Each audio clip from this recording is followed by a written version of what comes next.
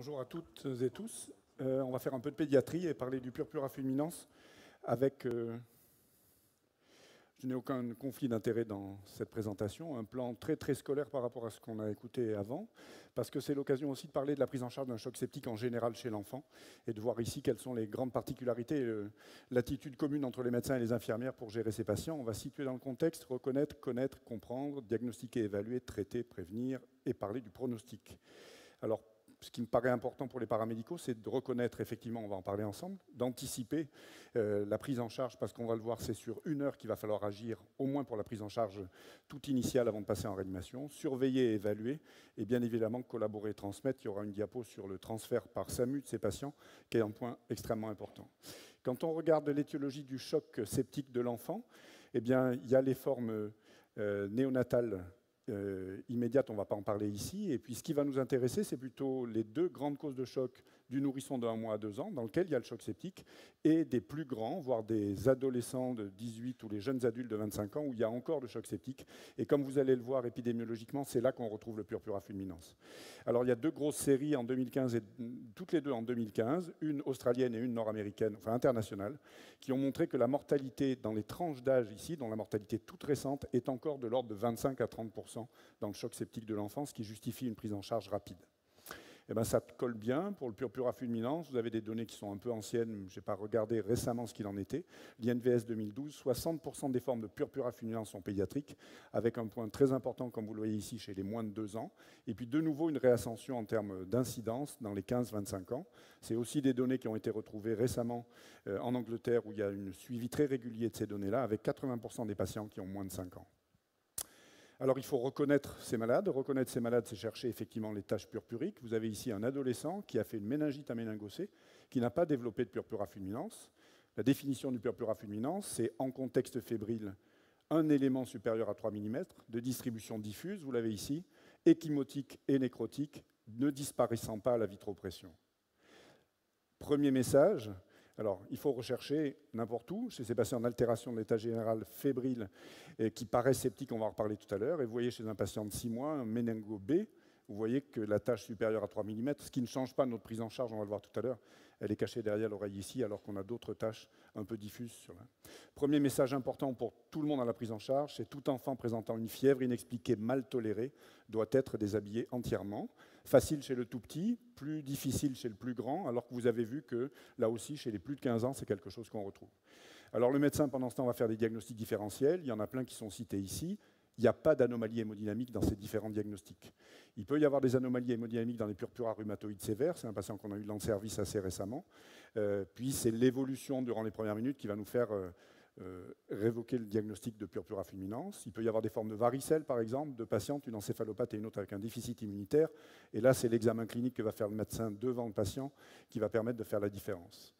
Le deuxième message, c'est comment reconnaître cette altération de l'hémodynamique. Un point absolument majeur que vous connaissez pour ceux qui font le plus d'adultes, c'est le fait qu'on ne va pas attendre les troubles tensionnels pour regarder ce qu'il en est chez ces patients. On doit envisager le sepsis grave dans un contexte de variation thermique avec l'association de troubles hémodynamiques, tachycardie, perfusion périphérique altérée, temps de recoloration augmenté et des troubles de conscience sans attendre l'hypotension artérielle, d'autant plus que vous ne connaissez pas forcément la tension artérielle attendue pour ces patients. À ce stade de la prise en charge, on n'a rien à fiche de la pression artérielle. Quand on rentre dans le purpura fulminans, il y a 3 formes décrites. C'est le purpura infectieux qu'on va voir tout à l'heure. Il y a des formes de déficits congénitaux en protéines C et S, publiées récemment par des collègues marocains. Ça nous a permis de comprendre le rôle de ces protéines dans le purpura fulminans. Il y a des syndromes post-varicelles avec des anticorps, antiprotéine C ou antiprotéine S.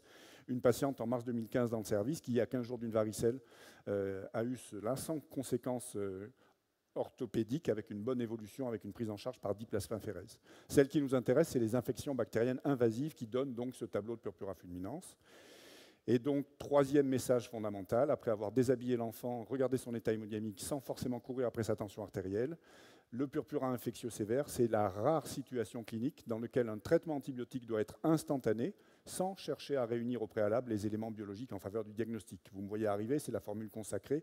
Pas d'hémoculture, pas de prélèvement, on a autre chose à faire parce qu'en 1 heure de temps, on va avoir les 20% de mortalité. C'est écrit dans la loi, très clairement, donc c'est écrit comme ça, et puis vous avez, le topo pourrait être fait juste sur cette diapositive. Ça, c'est la loi, c'est écrit comme ça, prise en charge immédiate avec appel systématique du centre 15, reconnaissance et traitement de l'état de choc avec voie veineuse, on va en reparler, remplissage, antibiothérapie. Alors, c'est essentiellement le méningocoque, vous le savez. Ça peut être aussi le pneumocoque quand même. Il y a des cas décrits de streptoa, il y en a eu récemment, des cas de Staph aureus qui avaient été décrits dans New England il y a une quinzaine d'années aussi. L'hémophilus qui pose moins de problèmes chez nous depuis la vaccination. Pour le pneumocoque, c'est des patients fragiles et entre autres les drépanocytaires avec cette présentation clinique là déjà évoluée, avec cette atteinte des membres que vous voyez chez un patient à qui on a arrêté de donner sa chimioprophylaxie dans le cadre d'une drépanocytose homozygote.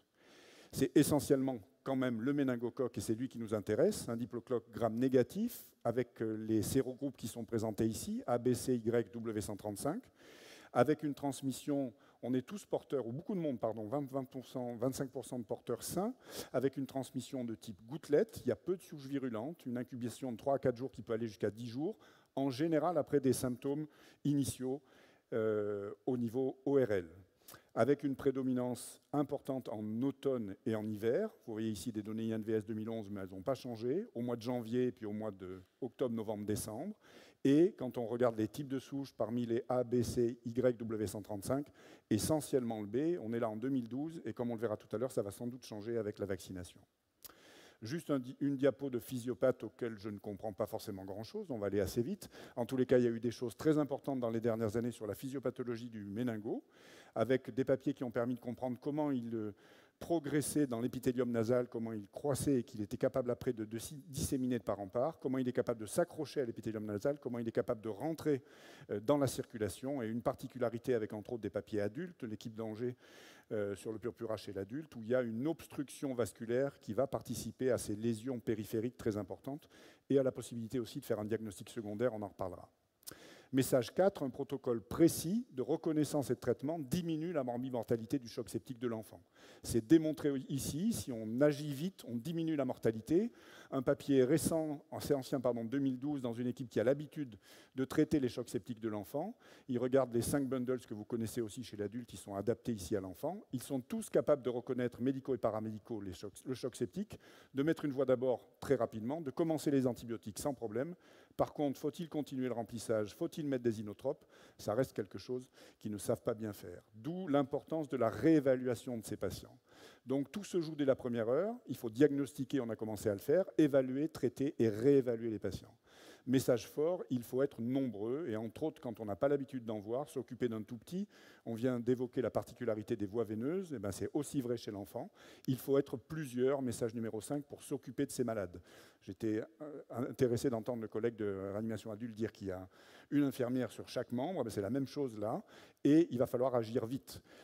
Le patient est entièrement déshabillé. Pendant qu'on commence et que le médecin prend ses décisions et réfléchit sur la possibilité d'un sepsis sévère ou d'un choc septique, le monitorage, l'oxygénothérapie systématique, on est dans le cadre d'un défaut d'extraction d'oxygène, mais on va faire monter l'oxygène de toute façon. La pose d'une poche à urine et pas d'une sonde urinaire, juste coller une poche à ses enfants nous permettra de savoir s'ils font pipi après ou pas, et puis entourer les taches cutanées comme vous l'avez vu tout à l'heure. Pendant que vous faites ça et que le patient est déshabillé, le médecin il a 1 minute pour faire un examen clinique qui est tout à fait standard, ventilation, hémodynamique, état neurologique, état abdominal. Il fait la photo du patient et il regarde ce qui se passe. Un petit détail très important dans le pic des moins de 2 ans, vérifier la glycémie. Et là, c'est de votre rôle de penser à ça. On a assez fréquemment 10 à 12% des patients qui sont hypoglycémiques. En plus de tout ça, et vous pouvez voir les conséquences que ça a, avec pourtant des conséquences thérapeutiques faciles si ces patients sont hypoglycémiques. Voilà la présentation la plus classique que le médecin va retrouver. Extrémité froide, temps de recoloration allongé, pouls d'histoabolie, qu'on prend en périphérie et vous voyez les marbrures, la diminution de la pression artérielle différentielle et puis d'autres éléments ici. Donc, pendant qu'il est déshabillé, pendant qu'il est installé, le médecin va avancer là-dessus. Il faut donc débuter les antibiotiques et donc avec un abord vasculaire. Message numéro 6. Abord vasculaire, très bien. Patient impeccable. Le petit de 6 mois très boudiné qui est en choc septique, vous n'arriverez pas à le perfuser. Mettre un cathlon fémoral ou un cathéter central, c'est une erreur absolue. Ça veut dire que la voie intra-osseuse est un message important. C'est le senior ou le médecin qui est là, qui s'occupe de l'enfant, qui va vous dire ayez-le anticipé. Sachez qu'il va vous demander ça parce que la présentation de l'enfant ne va pas vous permettre de mettre en place une voie veineuse périphérique. Les intra-osseuses, il y a eu des gros progrès maintenant. Voilà les dispositifs qui marchent le mieux. Ça s'apprend en simulation et il n'y a pas besoin de faire grand-chose. Et donc, effectivement, un patient qui arrive dans le service avec une intra-osseuse, dans lequel, s'il n'a pas eu les antibiotiques, et maintenant le SAMU le fait directement au domicile, sur l'intra-osseuse, eh bien on peut les faire en intramusculaire avec les doses qui sont présentées ici. Vous avez vu, c'est écrit dans la loi, c'est le message numéro 7. Message numéro 8, il va falloir remplir ce patient. Remplir, oui, mais avec quoi? Des cristalloïdes. Il n'y a pas de données suffisantes actuellement pour parler des balancés en réanimation pédiatrique ou dans ces situations-là, et pas de dérivés sanguins. Des débats aussi en pédiatrie sur l'importance et la quantité des remplissages. Aujourd'hui, les recommandations, même 2017, c'est 20 000 kg jusqu'à 60 000 kg en 15 minutes, avec des seringues de 30, 50 ou 60 plutôt pré-remplies que push and pull. Il y a 2 papiers ici qui démontrent là. Donc vous avez le poids, le médecin va vous dire ce que c'est que 20 fois le poids de l'enfant et vous préparez le nombre de seringues que vous allez lui passer successivement pour qu'il remplisse le malade sur l'intra-osseuse. Et puis il y a des données récentes, donc un papier de 2011 qui a remis en cause le remplissage, un papier plus récent des collègues indiens qui met aussi en cause la vitesse du remplissage. Pour l'instant, les recommandations 2017 dont est issu ce topo continuent de proposer des remplissages rapides à la phase initiale, mais ça pourrait changer dans les mois qui viennent. Le bilan biologique, le médecin va vous le demander, vous pouvez déjà l'anticiper. Je me suis permis de souligner ici la lactatémie. Comme chez l'adulte, on a démontré que la valeur initiale et surtout la décroissance du lactate est un marqueur pronostique important. Et bien évidemment, on n'a rien à fiche, sans rentrer dans la physiopathologie, d'aller faire une ponction lombaire à ce patient. On verra ça plus tard, ce n'est pas la question du tout. Le problème, c'est de le réanimer et de le transférer. On le remplit une fois, le médecin réexamine son patient à la recherche de l'apparition d'une dysfonction myocardique. On n'en est pas encore à faire une échographie systématique dans ces situations, mais peut-être que ça viendra. On le remplit une deuxième fois, et là, de toute façon, la réanimation doit être contactée parce qu'il va être transféré en réanimation. Et transféré en réanimation après 2, voire 3 remplissages, maintenant avec une tension artérielle correcte. Et là, il va falloir surveiller sa tension artérielle et trouver une tension artérielle qui lui permettra d'être transféré correctement. Alors les recommandations franco-françaises sont pour l'utilisation de la noradrénaline, ce qui marche bien en pédiatrie aussi depuis une dizaine d'années, avec des patients qui arrivent sous noradrénaline, même sur voie veineuse périphérique, le temps qu'on leur mette le cathé, et qui ont une pression artérielle correcte. Ce ne sont pas les recommandations nord-américaines, je n'aurai pas le temps de vous en parler plus que ça, mais on pourra en discuter si vous voulez. En tous les cas, il a été rempli 2 fois, il n'a pas une tension normale pour l'âge, on va lui mettre un vasopresseur, le temps de le transférer, avec de quoi prescrire si vous voulez. Et là, dans les recommandations, on a des objectifs tensionnels bien précis. On a des objectifs qu'on va même pouvoir donner à l'infirmière du SMUR qui va transporter le patient jusqu'en réanimation. Voilà ce que maintenant il va falloir comme tension artérielle pour avancer. Il est intéressant sans doute, mais pas forcément démontré parce qu'on n'a pas tant que ça. Il y a une indication à l'imisuccinate d'hydrocortisone dans ces situations. Voilà les glandes surrénales d'un grand garçon qui a été autopsié sur un purpura fulminans. Vous voyez l'hémorragie des glandes surrénales. Ça peut revenir en réanimation après. Le transport interhospitalier est fondamental. Ça se prépare, les transmissions infirmières sont bien faites, les voies d'abord sont vérifiées. L'intra-osseuse, elle ne diffuse pas, on l'a dit à son collègue, parce que dans le camion, ça va être compliqué. On a fait le point avec le transporteur, on discute le 3e expansion volumique, et c'est bien que le médecin ait discuté avec le réanimateur qui va recevoir le malade, parce que les réanimateurs pédiatres, ils aiment bien savoir quand le patient arrive en réanimation. Je me suis permis de mettre les 3 points en réanimation, qui sont vraiment à survoler, on ne va pas aller au-delà. Ce patient, alors qu'on ne l'a pas intubé, qu'on lui a mis de l'oxygène, eh bien là, en réanimation, il va falloir diminuer sa consommation d'oxygène, diminuer son travail respiratoire, intuber le patient. Il va falloir évaluer son hémodynamique après 2 ou 3 remplissages, on ne sait plus ce qui se passe. Il faut évaluer son hémodynamique, d'autant plus que le cœur peut se mettre à genoux très facilement dans cette situation. Et puis, il y a une prise en charge générale qui est de votre rôle, vous le savez très bien aussi, qui sont représentés ici. Le traitement, bien évidemment, les antibiotiques, bien sûr, l'acédoanalgésie, l'alimentation, le nursing infirmier, c'est un point fondamental avec l'installation du patient, qui est fondamental aussi. Un patient qui est en insuffisance rénale aiguë anurique qui a été hémofiltré, mais son installation, la prévention des lésions surajoutées au niveau des membres est un point majeur. Voilà, tout ça est repris ici. Vous voyez que ça pourrait aller très très vite.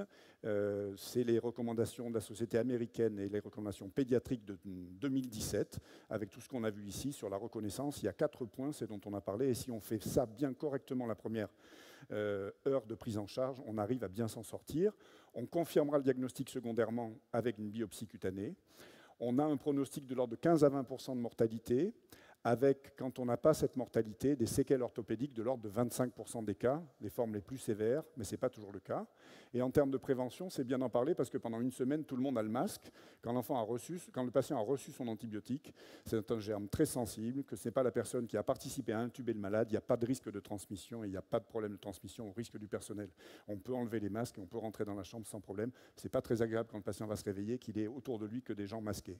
C'est une déclaration obligatoire et c'est l'ARS qui doit s'en occuper, avertir les familles des signes d'alerte, vacciner, et c'est la nouveauté, obligatoire pour le C et les populations à risque pour l'instant pour le B, avec comme message en résumé, infection communautaire grave qui peut être en décroissance avec la vaccination, déshabiller systématiquement l'enfant en ayant reconnu les signes de détresse hémodynamique, traité par excès, et puis une évolution qui est sans doute beaucoup plus favorable maintenant avec la vaccination.